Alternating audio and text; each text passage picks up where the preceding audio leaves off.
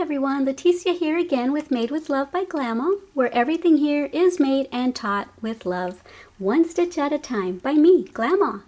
In my previous tutorial, I showed you how to work in the round, how to start your little ring to work in the round.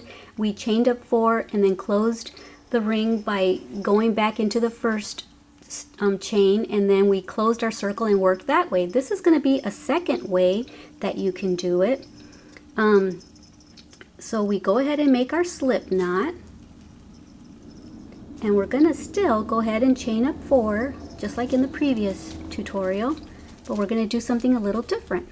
So here's 1, 2, 3, 4, and I just want to say, if you hear little rustling noises in the back, it's my puppies, or not, they're not puppies, they're one is a 15-year-old Chihuahua, one's a 5-year-old Yorkie, and one's a 1.5-year-old Yorkie. So if you hear rustling around or any kind of playing, it's them back there. Okay, so we chained up 4, and now what we're going to do, in the previous tutorial, we slip stitched in here and closed off the ring. Well, we're not going to do that this time. This time, we're going to, let me do double crochets in here. So we're going to go to the very first chain that we made. We're going to go in there and make a double crochet in that stitch. Okay, in that chain. There's your double crochet. Let's say that your pattern calls for 10 in the ring. So we've already got 1, 2, and we would keep putting double crochets into that very first chain until we have our 10. And this is the second way that you can start working in the round. So that's 1, 2, 3. Ah, it's twisting on me. 1, 2, 3, and here's the 4th one. My puppies are starting to wrestle. I can hear it. Yep, they're growling at each other. They want to wrestle. The 5-year-old Yorkie wants the little one to play with her, and the little one doesn't really want to. So my older one is growling, saying, "Come on, let's play, let's play."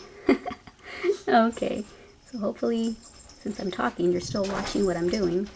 So that's 1, 2, 3, 4. Let me hurry up.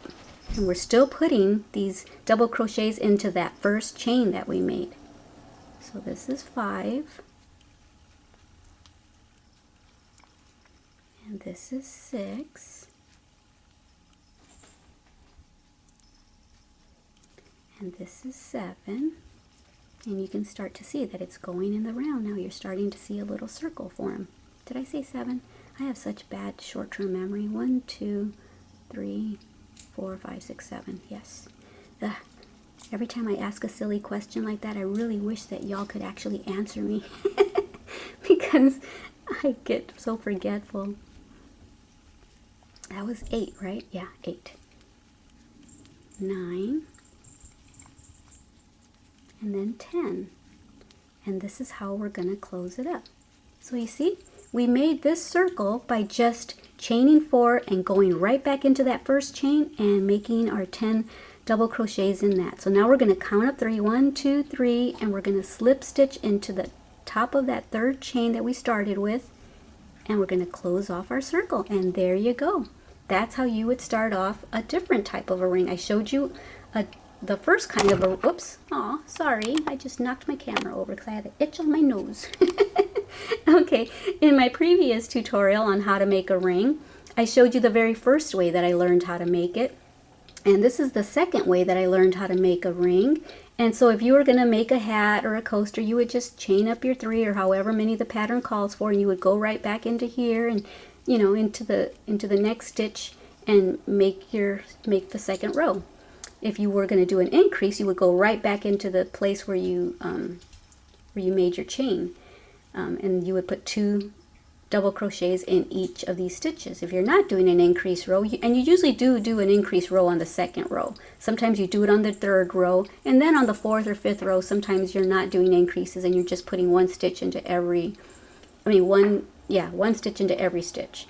So anyway, this is the second way that I learned how to make a ring to start working in the round. And so don't forget to subscribe. I'm going to show you the third way that I learned. It's called the magic ring. And I'll show you how to do that. That's actually my favorite way to do it, because then you don't have a hard time trying to get all those double crochets into one stitch. Alrighty guys, thank you for joining me here at Made with Love by Glama, where everything here is, like I always say, made with love, one stitch at a time by me, Glama. Bye.